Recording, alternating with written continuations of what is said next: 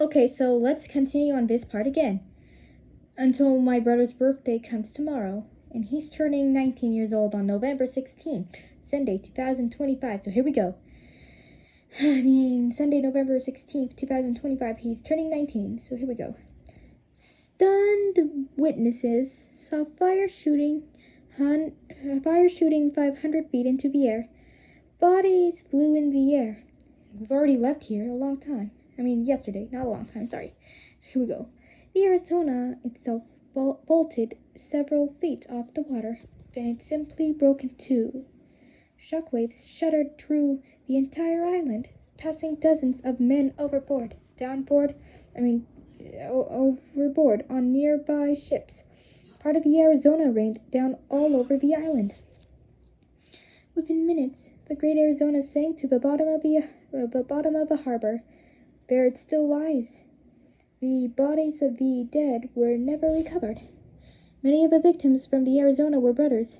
37 sets of brothers had been serving together on the ship. Only one set of brothers survived. There, I said it with my eyes closed. After the attack on Pearl Harbor, the United States tried never to assign brothers to the same ship. USS Arizona. Before the attack, one sailor on the Arizona as well wrote home saying, "Well, Mother, a battleship is about as safe a vessel as you can find, as safe a vessel as you can find in a fleet, so you don't have to worry." Giant guns were mounted around the sides of the Arizona. It took 16 men to work each one. The 50-foot barrels spewed out warheads that weighed as much as 1,500 pounds, that could hit ships 20 miles away.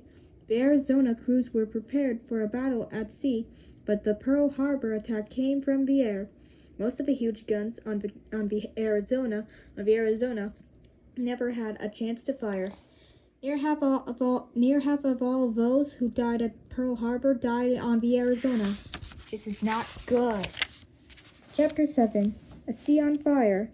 Oil pouring out of the dying U.S. ships covered the water in a thick slime that caught fire.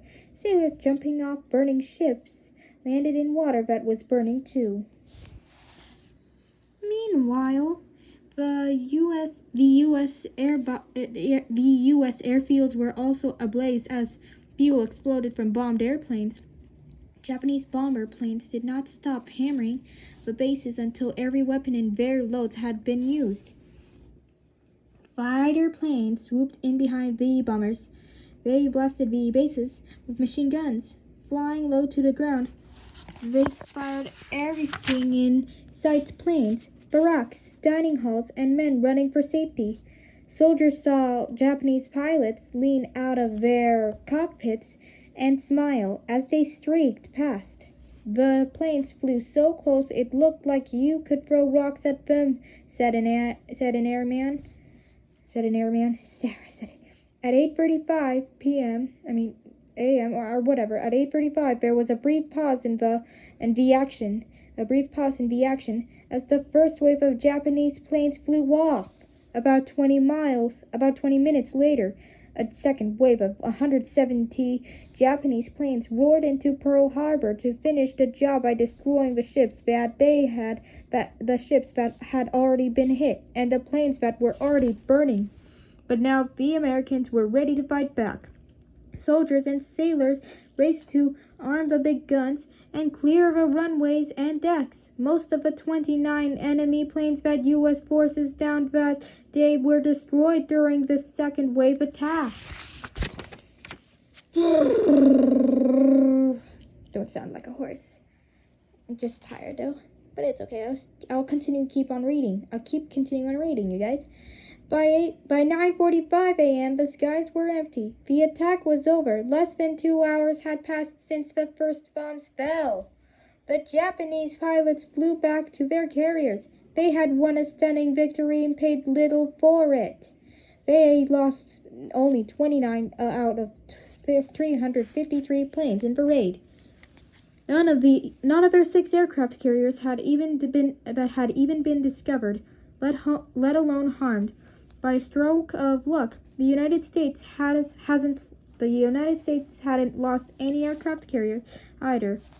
None of the 3 U.S. carriers in the Pacific Fleet was at Pearl Harbor that day. The U.S. losses, however, were staggering. The U.S. losses